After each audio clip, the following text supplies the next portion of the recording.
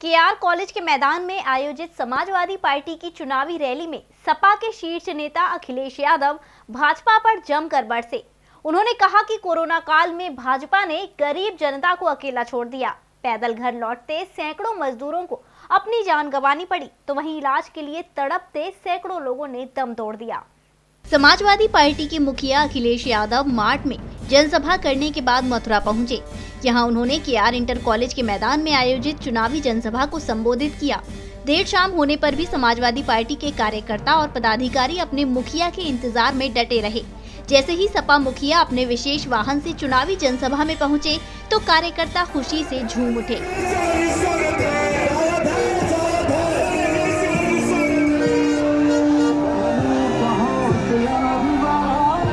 यहाँ सपा पदाधिकारियों ने अपने मुखिया का नारेबाजी के बीच जमकर स्वागत किया, तो वहीं बीएड और टीईटी के छात्र भी हाथों में लिखित पट्टियां लहराते हुए सपा मुखिया का ध्यान अपनी ओर आकर्षित करने का प्रयास कर रहे थे। इस दौरान मंच पर अपने संबोधन में सपा मुखिया अखिलेश यादव ने कहा कि भाजपा ने कोरोना काल के समय जनता को यूं ही मरने के लिए छोड़ दिया। अस्पताल में इलाज न मिलने पर सैकड़ों लोगों को जान गंवानी पड़ी, तो वहीं पैदल चलते सैकड़ों मजदूरों को रास्ते में ही दम तोड़ना पड़ा। कृषि कानून को लेकर 700 किसानों को अपनी जान गंवानी पड़ी। ऐसे में कोई भाजपा का प्रत्याशी 700 उठक बैठक भी लगाएंगे तो भी जनता उन्हें वोट नहीं देगी। लोग जाकर के दवाई का इंतजाम कर रहे थे, बिस्तर ढूंढ रहे थे, लेकिन ये सरकार इलाज नहीं करा पाई। इस सरकार को ऑक्सीजन का इंतजाम करना था, लेकिन हमारे गरीबों को ये ऑक्सीजन नहीं दे पाए, जिसकी वजह से न जाने कितने लोगों की जान चली गई। अगर कोई दोषी है कोरोना के समय पर लोगों को दवाई न दे पाने के लिए, बिस्तर न दे पाने के लिए, तो वो भारतीय जनता पार्टी है। और जिस तरीके से मजदूर घर लौटे थे, कोई कल्पना नहीं कर सकता है।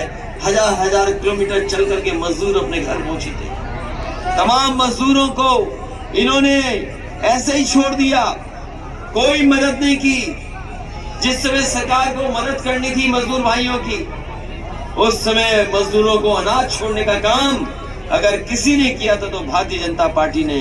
हम जानते हैं बहुत सारे मजदूर अपने घर पैदल चल करके पहुंचे थे और कई लोग अपने घर नहीं पहुंच पाए थे, बीच में ही जान चली गई। अगर किसी ने मदद की थी जिन मजदूरों की जान गई, उन परिवारों की, तो समाजवादी पार्टी के लोगों ने उनके परिवारों की मदद करने का काम किया। और अभी आपने देखा होगा जो किसानों पे आंदोलन चला, किसानों के साथ अन्याय हुआ, पहले भारतीय जनता पार्टी कानून लेकर के आई, कानून लागू करना चाहती थी, कर दिए लागू। किसानों ने परवाह नहीं की, आंदोलन के लिए खड़े हो गए, सरकार के सामने झुके नहीं, उन्होंने कीलें लगा दी, बोर्डर लगा दिए, लेकिन हमारे किसान झुके नहीं। सरकार को किसानों ने झुकाने का काम किया और तीनों के तीन कानून वापस हो गए। 700 किसान शहीद हुए हैं। हमारे 700 किसान प्रत्याशी कान पकड़ करके 700 उठक बैठक भी लगाएगा, तब भी हमारा उत्तर प्रदेश का किसान और देश का किसान भारतीय जनता पार्टी को माफ करने वाला नहीं है। इस बार किसान अपने मान सम्मान को बचाने के लिए भारतीय जनता पार्टी के खिलाफ खड़ा है। पहले चरण का प्रचार में करके आ रहा हूं। हम और जयंत चौधरी जी मुजफ्फरनगर, मेरठ, हापुड़, बुलंदशहर, आपके हर जिले में होकर के आए। कल आगरा में कार्यक्रम किए, अभी मार्ट में कार्यक्रम किया। इतना ऐतिहासिक समर्थन कभी नहीं मिला होगा जितना गठबंधन को इस बार ऐतिहासिक समर्थन मिलता है। सर्दी में पसीने आ रहे उनको, वो इसलिए पसीना आ रहा है क्योंकि जनता इस बार उन्हें सीधे गोरखपुर पहुंचाने वाली है।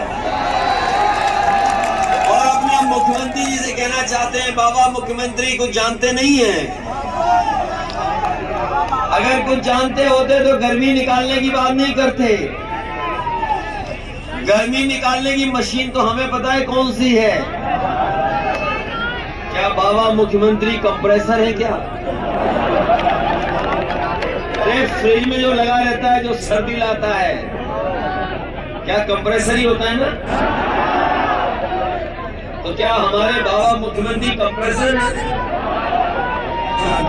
इसलिए इस चुनाव में अपना चुनाव समझना, और मैं आपको भरोसा दिलाता हूं कि समाजवादियों ने हमेशा विकास किया है।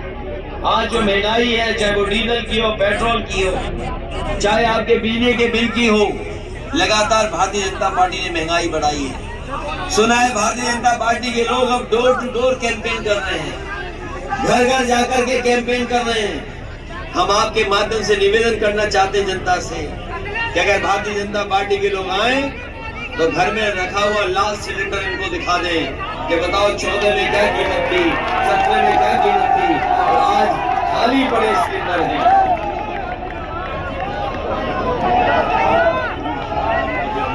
इसलिए मैं कहना चाहता हूं, हमारे समाजवादी पार्टी के देवेंद्र अग्रवाल जी है प्रत्याशी। जिस समय समाजवादी सरकार थी, बड़े पैमाने पे काम हुए थे।